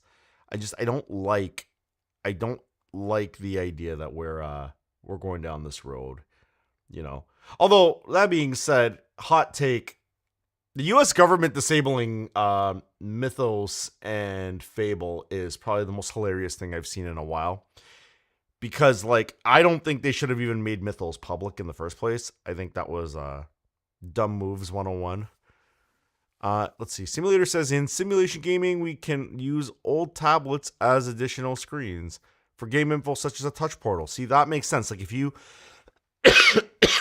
yeah, like if you have like a heads up display and you're like, I'm not going to use an iPad for that, but I was able to get this like $20 Kindle or whatever off Facebook Marketplace. And sure, that makes sense because now you're repurposing it. It's not ending up in a landfill, right? But to disable them outright is stupid. And the only way to fix this kind of stuff is to basically, like, what's the term? JTAG it. You know, connect, like, open it to the circuit board and run some wires to it to try to do, like, a hard reset. And then custom flash a firmware on it. The average consumer ain't doing that. Shoot, I'm a tech person and I'm probably not doing that. Like I've done it. I just don't like to do it. I've done it a few times on various things to install custom firmware for certain devices. Don't like doing it. And it's not about like, I don't know. I don't like paying someone to do it. I don't like doing it. Sometimes I just want the product to work. And I don't like that companies can just flip a switch and be like, oh, we made something too good and now we're not making money. How about just make better things and people will buy it if they're so inclined? Like when color TVs came out, they didn't just disable black and white TVs outright. You could still watch TV like crazy. When standard def was a proponent everywhere, everybody was on coax, and then HD TV came out. They took forever to make that change. And even when they made the change, they were still offering these cable boxes that would accept like your HD signal from the provider and then just like output it via, you know, composite, you know, yellow RCA cable or S video or components or whatever the case was. But like to just break people's things is insane. I'm going on and on about it because I've seen that for years and it's flabbergasting. Unbelievable. Yeah. I think I got about 15-20 minutes left on the stream. So if you guys have any more questions, let me know. If you want to see more footage from the Inst360 from the event I did with DJ Stevie P, if you're in the Toronto area, he was on Z103. He majorly popular DJ, and I went to his event last night in Cambridge, Ontario, and took some video with the Luna Ultra. And the preface of that is I had never used this thing before. I literally unboxed it, charged it, left the house. Made sure it was charged via the USB-C in my car and was all good. Got there and was pretty impressed. Simulator says, televisions are so cheap now, people must be buying 2 or 3 a decade. But, okay, yes. But here's the problem with that. The problem is, what's the adage? Older things will last forever. Things are not built the same. That's like an adage people always say. Smart TVs are really bad. The performance is trash and the software is broke on arrival. You are preaching to the choir. I got a 65-inch Sony Bravia about 6 years ago. And it was brand new. It was just launched. And the first thing I did was I connected an Apple TV to it. And I basically forced the TV to just go to HDMI 1 on turning on. I have heard that certain firmware updates disable the ability for it to go to HDMI 1, and I'm like, kiss my ass. I'm not updating the firmware. Like, I have auto updates turned off, which I encourage everybody be vigilant about updating your stuff, like in terms of auto updates. Like, just turn them all off and then just be vigilant about what needs like major updates. The TV is not even connected to the network because I don't want it like trying to force an update. I don't, it's a Google TV. I don't really play in the Android ecosystem that much outside of like Gemini and like my Nest thermostat. But like even then, like the TV will not be updated, because like even when I've accidentally hit the home button and I end up in the UI, I'm like, this thing has never been updated and holy crap, it's so slow. And I've like unplugged it and replugged it in just to test it. And I'm like, no, it's just slow. It's just laggy. It's like, I just like the experience of like turning the TV on, pull my Apple TV remote, and everything just works, I'm waiting for like a company like Nothing to release a TV that's just a dumb TV, but it has like, 4K 240 and like, super low gaming response and like all the stuff, all the bells and whistles, like your movie maker mode and all that stuff you see on modern TVs. But with like with the newer technology without the bloat. Yeah, it's like when you would buy a Windows computer back in like, the mid 2010s or like the mid 2000s, I should say. And it's like, you get offers for like AOL and McAfee and all this crap. And you're like, whoa, this is a lot. Like Norton 360 and all this crap would like load up on startup. It's just like, just give me Windows. It's fine. I will source the rest. Like, obviously there was advertising deals and marketing deals that Microsoft made with these other third parties. Isn't that a monitor? Yes and no. Yes and no. I've thought that too. I've had that thought, but here's the big difference. You're not wrong, but most monitors don't have remote controls. Listen, if I could buy a 65-inch monitor with a remote control, I'd buy that. I wouldn't even use a TV. You know what I mean? Like, I would just, I'd probably do that and maybe do like a soundbar or like a mini, maybe a 2.1 system for audio upstairs. Not like the basement, which I said this wrong last week about my home theater. It's not 7.1. How do they define it? It's 9.2.4. 9 speakers around, 2 subs, 4 ceilings. No, 724. Sorry, yes, I had that wrong. 724. 7 speakers around, 2 subs, 4 ceiling speakers. Yeah. But I would just do a 2.1 with that, with a monitor with a remote control. Although I've seen some Samsung monitors are doing the same nonsense where it has like a whole, like, sign into Samsung My Junk or whatever the hell it's called. Like, I was about to say something that I don't want to talk about on stream yet. Kind of related to all this. Okay, I won't mention the thing I don't want to mention, but I'll mention the technology. I have a Samsung TV. It's a 40-inch. It's sitting on a cart behind my desk. And that thing is atrocious for a lot of reasons. When I turn it on, it defaults to HDMI 1. Again, not connected to the internet. But a couple of problems with it. It doesn't have buttons like a normal, like it has some buttons, but all those buttons are like to load Netflix and all this stuff. It has a rocker for the volume in the channel, which is like the dumbest thing ever. There's no buttons for like numbers. I remember I had to like figure out a very specific way to wire my computer in and wire, because like I have a home theater right here, like in a rack. Like I have like a Marantz receiver and all that stuff, which goes to my projector and that. But I have another cable that runs into my studio, which is behind this wall. And to get it to work, I had to make sure I use very specific cables. Like the newest HDMI 2.1 cables weren't doing it. Simulator says, Dell used to love remote controls. I had a remote control for my laptop monitor, and PC. Probably stopped shipping them 10 years ago. I wonder. This probably can't work. Imagine a situation where like you can buy like a 40-inch or a 65-inch monitor that doesn't have a remote, but you can just get like an HDMI CEC device that has a remote control, and you can just hit that.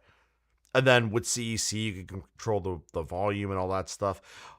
And by CEC device, I mean like the Apple TV could serve as the CEC device. You literally pick up your Apple TV, you press it, monitor turns on, you know. The laptop remote was amazing. Isn't it always funny that like the things that you typically like would never think would have a good remote, you know, you could turn it on and off with it. Yeah. Sometimes the things that you don't think is going to be like the star of the show ends up being the star of the show. I've seen that. That's crazy. Wasn't Marquez's first tech video about the HP remote control back in like 2000, whenever it was? It was a total gimmick. They only did it for 1 year or something. You know, on the topic of remote controls, this is going to age me out, but there was a company, well, Logitech used to have a line called Harmony, where it was basically like the mothership of like remote controls. You can get Harmonies in like different form factors. You can get like the big one like this that you would hold like almost like a behind the scenes TV controller for like a TV station. Like, it's huge. And you get the small ones, and then they had like these ones with the screens on the top. And then they just decided, yeah, we're going to kill this line, because it's similar to what happens with the Kindles, right? It got too good. And I think Logitech was like, crap, you could buy a entry-level Harmony and never have to buy another Harmony ever again. Sometimes the gimmicks do stick and become regular features. Yeah, there are things that there are gimmicks that stuck and become regular features, and then they die off, like the touch bar on Mac. Hot take. Well, I can't believe this is a hot take. I think this is a normal take, but some people think it's a hot take, and I think that those people are weird. No offense. I hate the touch bar. I hated everything about it. I hated that it would not respond if the computer was being like a little slow. I hated that it interfered with my DJ setup back in the day. I really thought pop-up selfie cameras would catch on. I was hoping that, but I realized the implication of water resistance in devices. I would have loved to have seen it. Like, I remember, what was it? LG had one that was like, it would pop up. It was like kind of cute looking. LG's too far gone to get back into the cellular space, because like it's just the Pixel, Samsung, Apple monopoly. And then you've got like nothing and like OnePlus. I feel like I'm forgetting a few here, but those, like, I still have my Xiaomi. I was about to say Xiaomi, and like Huawei. I still have my Xiaomi Mi 9T. Not sure what to do with it being such an old phone. I'm going to convert it. I'm going to convert my old nothing to a burner phone. Wicked. I think Casey from Camera Conspiracies has, I don't know if it's a Xiaomi. What is the highest frame rate that phone can do? Your 9T, your Xiaomi. I want to look this up, actually. Xiaomi Mi 9T.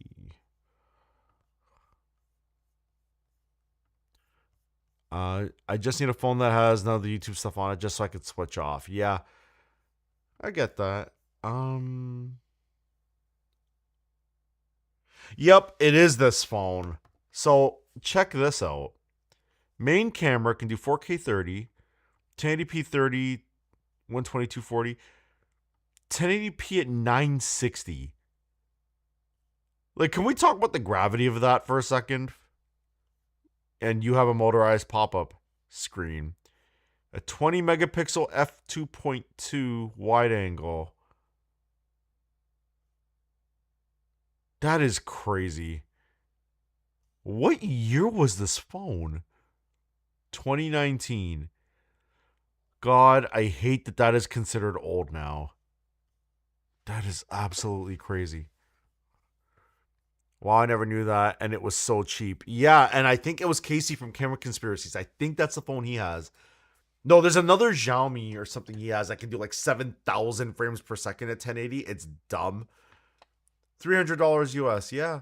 I mean, the optical quality might not be there, but like, let's be realistic about this. Like, if you give it good light, a lot of cameras. And Jeanette says, "Wow, yeah, a lot of cameras." This we were talking about this a couple of months ago. There was a gentleman that came in and wanted to ask me about it was a Canon, I think 5D Mark II or something like a newer camera, like a $5,000 Canadian camera, and I'm like, okay, what's your lighting look like? And then I did a video using the selfie camera on my 16 Pro Max, and then I airdropped it to my iPad, played it on stream, and I was like, dude, like I've got great lights. Like it's not about the camera, it's about the lighting. You give any camera good lighting. Okay, not any, but you give most modern cameras good lighting, and you're going to see some great stuff come out of it, right? Obviously, if you learn, and I said to this person, like, hey, just learn lighting, like, honestly, and they were rocking a 17 Pro Max. And when I took the video, it wasn't with the rear camera. It's an iPhone 16 Pro Max with the front camera. I took that video and I'm like, just holding it up like this. And, I've got a 200D Amaran with a light dome hitting here. I've got a rim light over here in the corner, as you can see up there. I just realized I couldn't see it in my preview monitor, right? And then I've got some practicals. You can see the dome actually in the mirror. I refuse to take that mirror down, by the way. That's because I don't know what's behind it, and it used to be a gym down here for the people who had this house before me. Jet says, I'm pretty happy with my OnePlus 13R, only with the Blackmagic camera app. The native camera app sucks. Yeah, it's funny that like Apple people like myself went through something very similar, where it was like, oh, the name's going to escape me. Filmic Pro, then Filmic Camera, and we got Blackmagic. Like we got the Blackmagic camera app as well. And it was just light years ahead of what Apple was doing. And Apple's like, maybe we should work on the camera. Where's my wig? I chucked it over there after last stream. Simulator probably remembers that. We'll do my Tim Cook as he's outgoing. He's like, maybe we should work on the camera. Work on the application that takes the pictures. Yeah, Simulator says yes. Hang on. You know what? Let's if I didn't break the glasses. I did not. These are blue light glasses and the wig. We'll do this for Jeanette because you weren't here for it, I don't think. I was using the stream as a reason to be dumb. It's fun to me, But like literally just, my hair looks a mess. I'm Tim Apple. And we're going to talk about WWDC. And we are going to, I don't even know what I was going to say. Please buy shares. And use SIRIAI. Shares. Okay, we're done with this today. I'm going to have this wig, whatever, like string all over my head now. Yeah, Apple is doing the same catch-up thing. At least they're trying, At least they're trying to try. I don't think we're going to get like super pro features. But that being said, and I'm going to go back to the footage. Have you seen the Apple tech in the show for all mankind? I have not. No, please elaborate, Simulator. And while you are typing that up, if you feel to, I'm going to go back to some of this footage. It's like alt history stuff. No, I haven't seen it. Here, I'm going to go back to some of the footage from last night, shooting with this camera. Volume is down, desktop audio is down. Okay, cool. I just don't want to get copyright killed. This is all like just right off the SD card. It's my buddy DJing. This is 8K footage. Again, this is like non-graded flat iLog. Yeah, like this looked pretty cool. He's yelling on the mic, having a good time. I have one really cool clip. I don't know where it is though. Let's see. Oh, wait, it might be here. There's one of my friend Kelly. Kelly was dancing, and I was trying to do this thing where, like, oh, there's Kelly's kid. He's dancing, having the time of his life. Let's surprise them on social media and just like bring this stuff. There's Kelly in the Euro Nation shirt right there. The card is a little slow. I'm just trying to scan through it. Let's see. It's basically an Apple Newton phone. That's interesting. So what's it called? For All Mankind. Is that like a network TV show simulator, or is that like an internet show? I just figure I'll keep answering chat while I look for this clip, because that's got to look super redundant on your ends. There's one really cool clip I wanted to like mess with, which I remember taking last night. I think I watched it a few times last night. Let's see. It's Apple TV. Okay, fair enough. The fish looks good. I ordered one the other day. I'm waiting on my Lumen Ultra to arrive. Okay, so you'll like this then. I'm going to actually, Jeanette, I'm going to pull up, I'm going to find this clip. Hang on. I know around what time of night I took it. Is this it here? It's coming up. It's after this. After this. This was like, it was a way back night, so I was playing a lot of like 90s dance, 2000s hip hop. Oh, there's me DJing, which, yeah, hang on. Yeah, so there I am.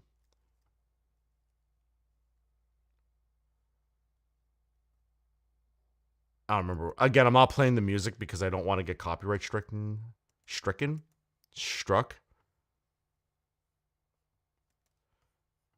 Okay, I have to be like way out of my element in terms of.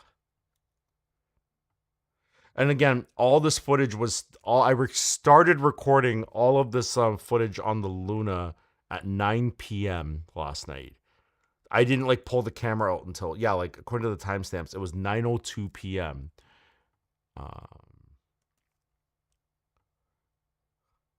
Is this it?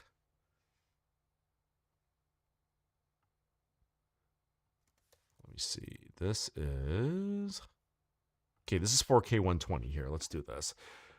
Okay, so let's take a look. I was just looking at the comment here. Okay, so it's this one. This is 4K 120.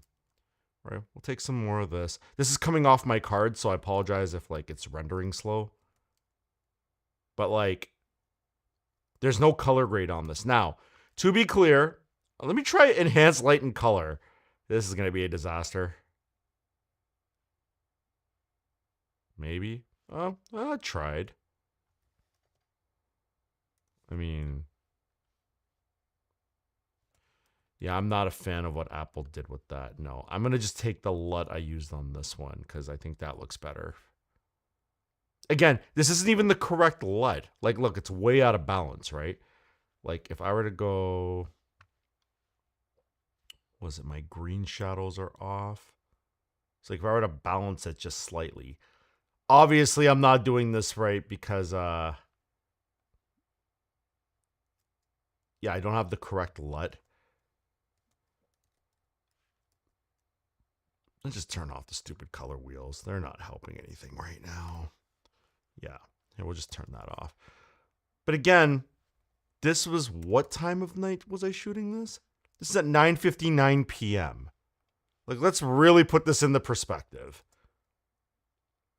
You know, and it's 4K 120, so you can slow it down. This is a 2997 timeline.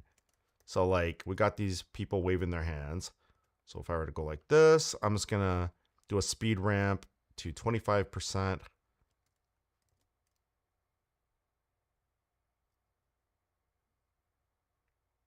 Like, that's crazy. And again, this is not even the correct LUT. This is a LUT that I made for my S5 Mark II that I made in Color Finale. And again, it's my first time using the camera, so I probably got it set up wrong, to be completely honest.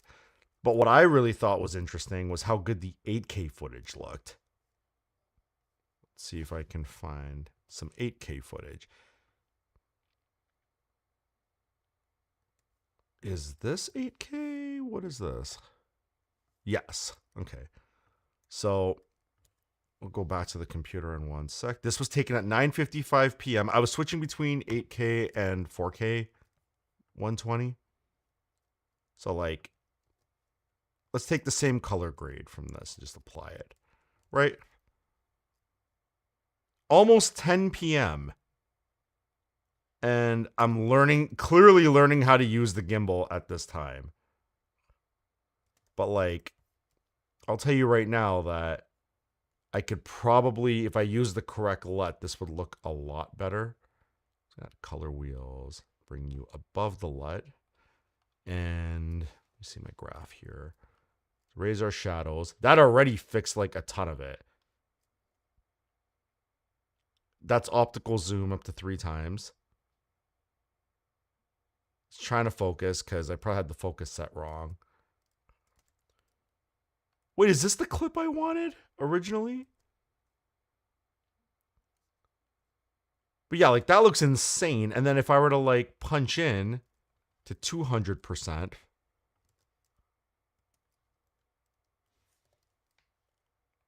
let's see.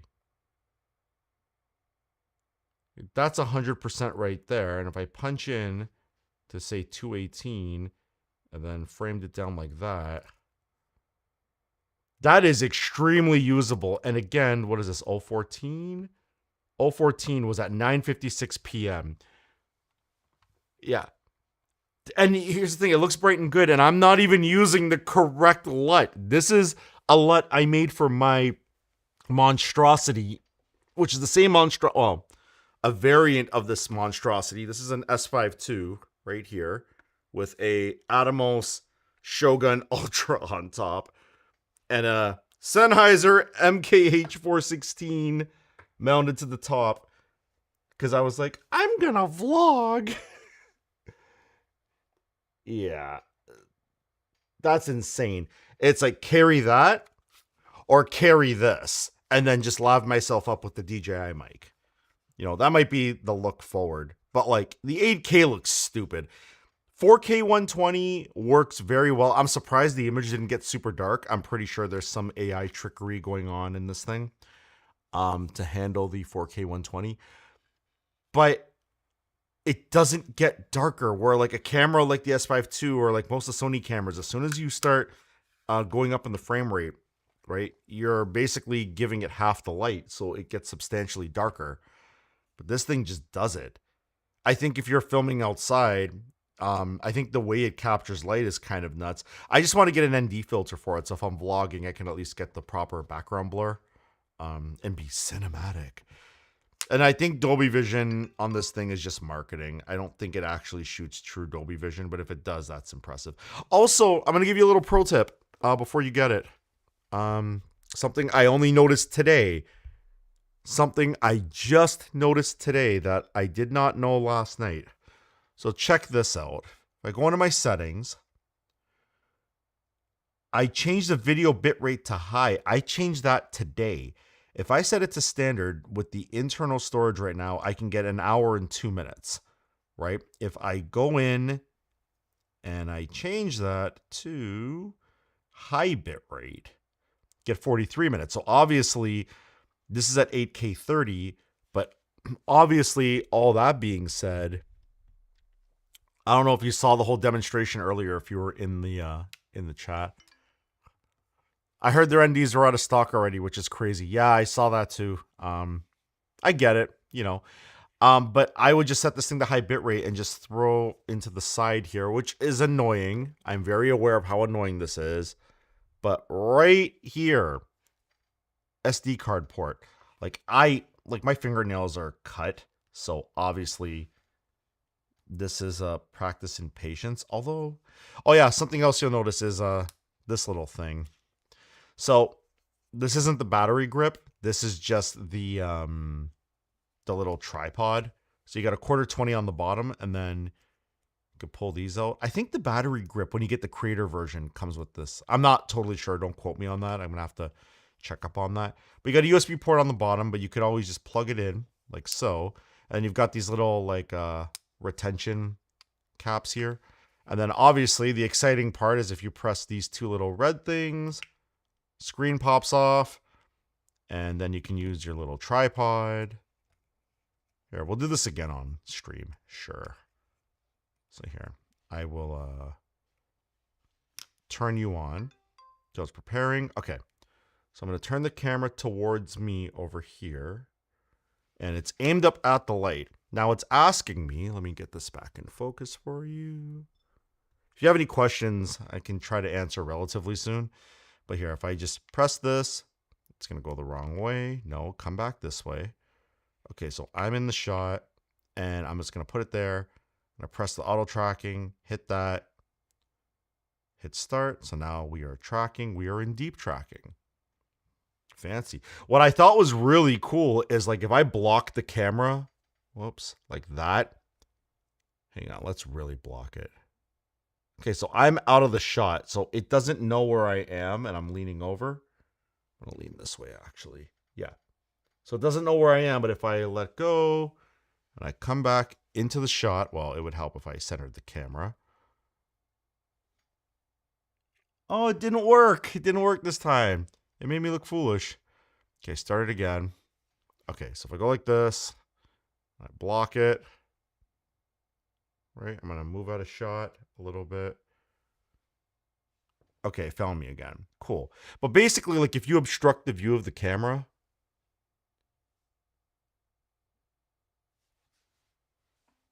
can I come back in? Hey, it picked me up. There we go. Yeah.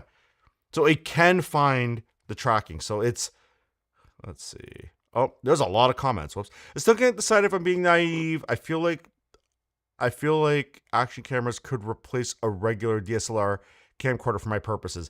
I wouldn't have said that based on physics before, but this is insane. Like that footage I took at 9 p.m. Now, obviously, the only thing I had to deal with was like a touch of daylight. If I can pull computer, don't do this to me today. Okay. Watch this. We're going to go to the computer for a second. The first clip I took last night was when I got out the car and I was walking towards the venue. I believe, hang on, let's open it. Yeah, this is 8K. At the lower bit rate of 84 megabit, I'm very aware of the hilarity of saying that 84 megabit is low bit rate, but that's what it was. Sorry for the protruding lens. Anyway, yeah, this was the first clip I took with challenging-ish light because, again, it was 9:02 p.m. Right? That's the magic of these action cams and DJI Osmo. I got the bundle that got the battery. I didn't get the creator because I already have a mic. I heard there is probably Inst360 Ace Pro 3 in the horizon. Let me switch this here. So that would be interesting. Wow, that tracking is great. Can you imagine Ace Pro 3 coming with a 1-inch sensor too? You see, I'm not very well versed in all of these cameras. This just seemed super intriguing, to be completely honest. Here, we'll bring it back. Yeah, it's been holding me the whole time. Here, let's put the phone up here. Track this, jerk face. Okay, so I'm out of the frame. I'm just going to keep the phone here for a little bit. So we are out of frame, out of frame, out of frame. Can you find me? Hey, you found me. That is, that's super dope. Let me see. What other footage can I... Mac OS? I'm not fighting with you today. Just let me pull stuff up. So, here. They were doing like a happy birthday thing, which is pretty dope. Cool. Not as challenging late, but as we got later, so my last footage was like, again, there's a lot of like burnt clips here. And when I say burnt, it's like I didn't know what the hell I was doing. But you can see like this clip is from 10:12. The last clip I took was at 11 p.m. This was just wrapping up the event. And you know, my buddy Stevie, who was the DJ for this event, was just saying bye to people. But this is 11 o'clock at night. And I believe, what is the format? This is the 8K footage. And this is without a grade on it. So like here, let's just take this. This is the 11 o'clock footage. Right? I wish I was more familiar with the cameras, by the way, Jeanette. But here's this footage.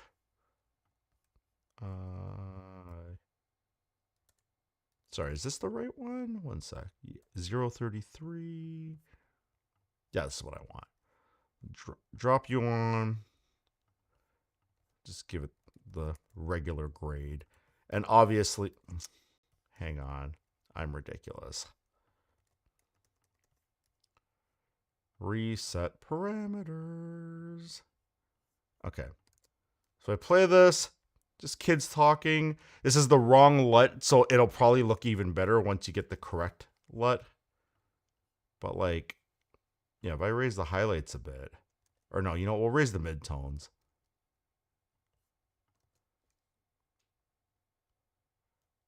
Like, everybody's just talking. I'm just messing with the camera, getting footage. They were just saying goodnight to everybody because there's a city bylaw that had to be done at a certain time. You know. But like, yeah, that looks crazy. And again, yeah, this is reveal source and finder. This is 8K at 30 frames a second. I think you're going to have a great time with this camera. And I barely mess with it. Like, I think I set the white balance at 5600.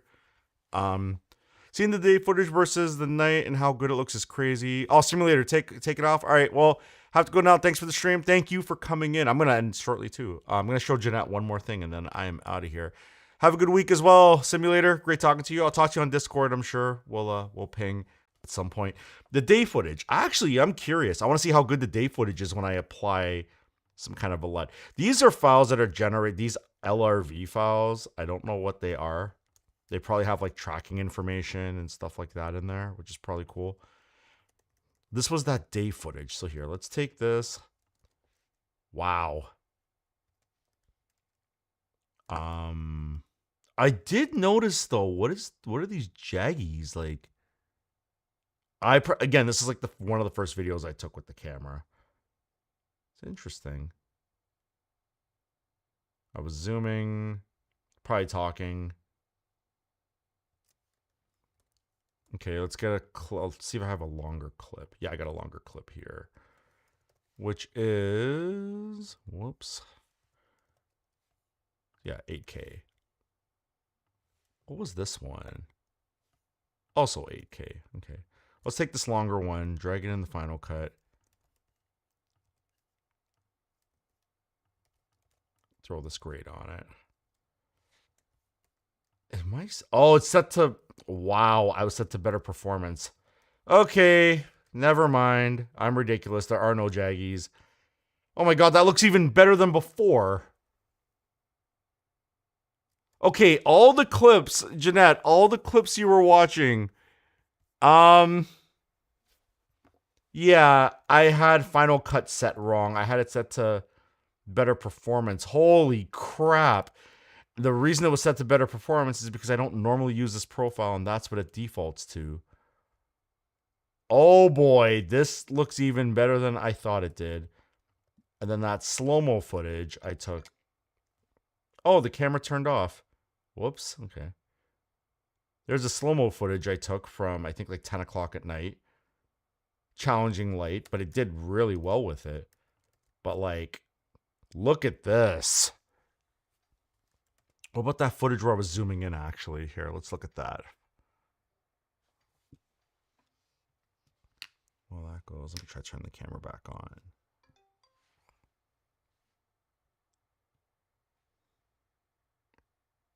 Yeah, that's using the zoom function, the optical zoom. That is crazy. And then the other footage here. Walking up. And again, we're not using the right LUT. Wow.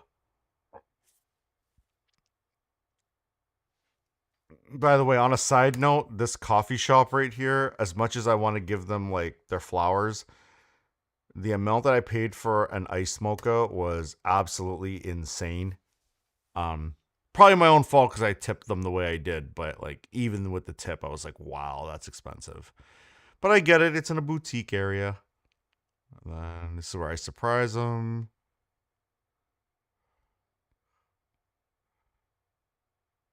Kid realized. We can tell what she said by the mouth movement. Yep, I was saying hi to the kid. I say the kid, it's her son.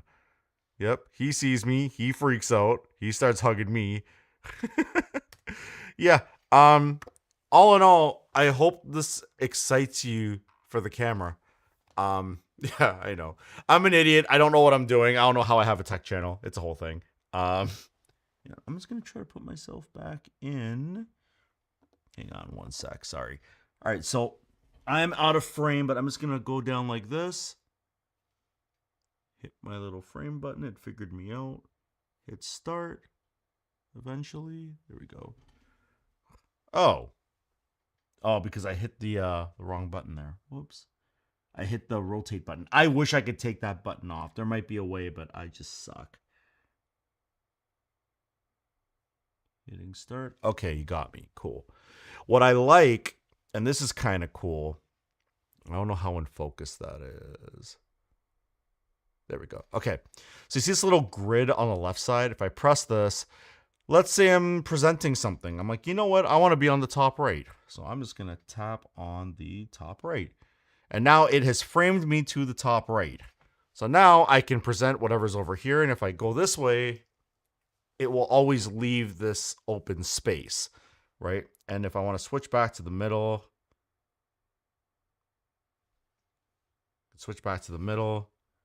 hit that, and it keeps me back in the middle. And then you have your zoom, which is right here, right? Just adjust it.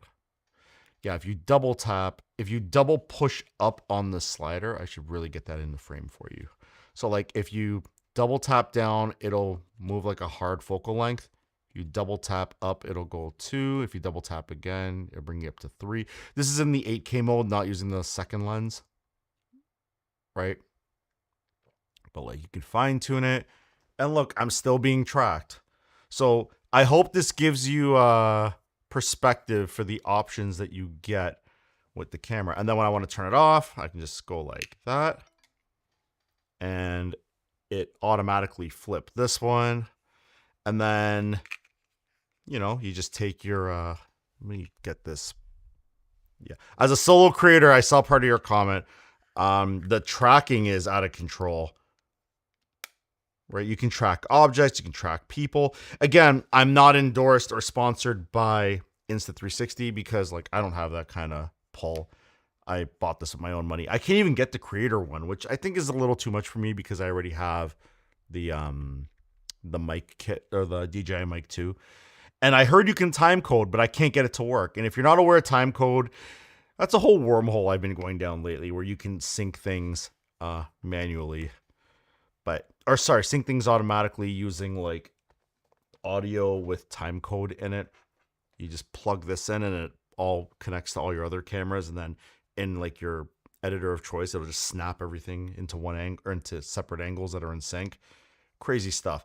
I don't know how to get it to work with this. I only noticed that it had it today, and I was like, get out of here. The last thing that I will show you, and I'm actually going to end the stream, but I do want to show you this because this is where it got super handy last night. Because you got to think there's probably a couple hundred people at that thing, if not like 500-600 people. So to carry this thing, this little case doesn't look like much. I think the design's kind of brilliant.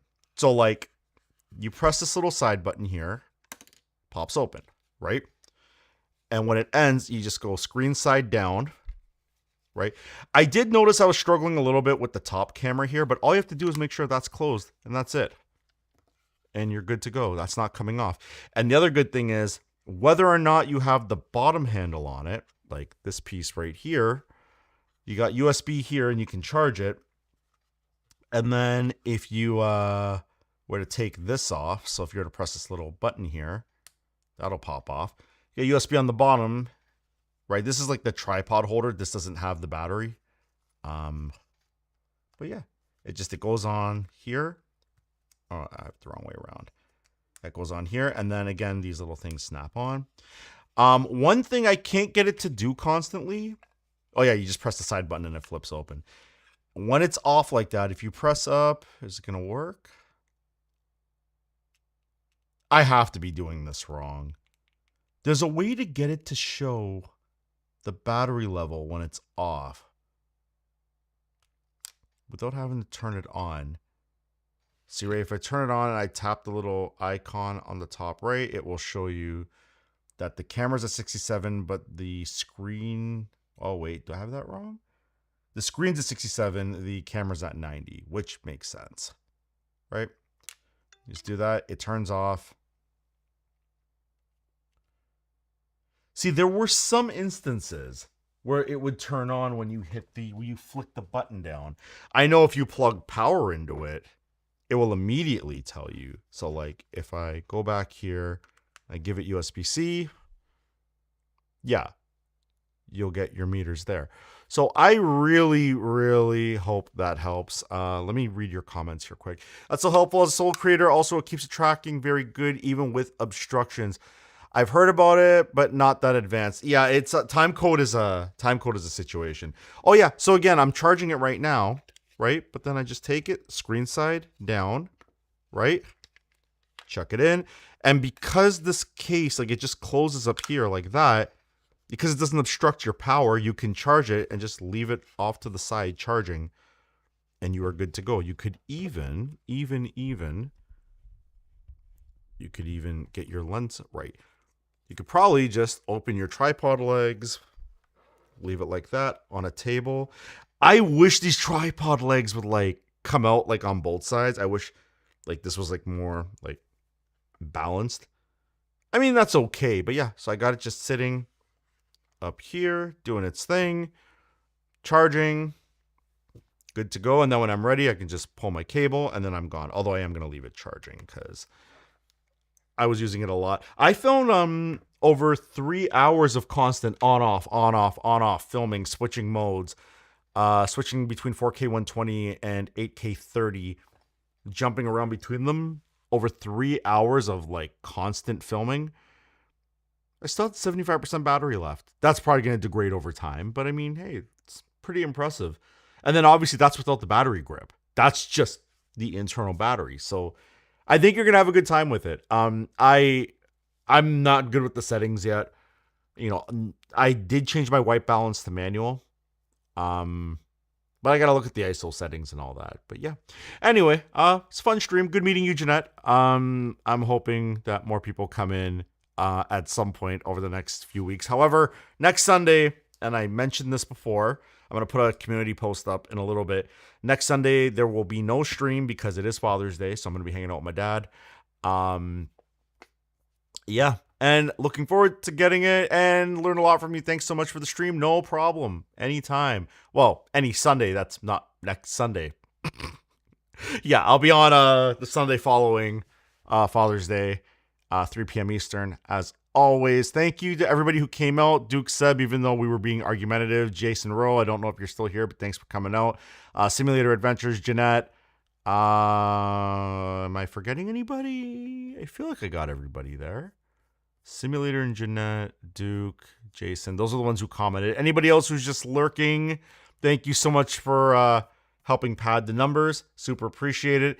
I will be back in a couple of weeks, and we will talk more tech then. My name is Sean. This has been Tech Mixer. Thank you so much. Talk to y'all soon. I'm out. Peace.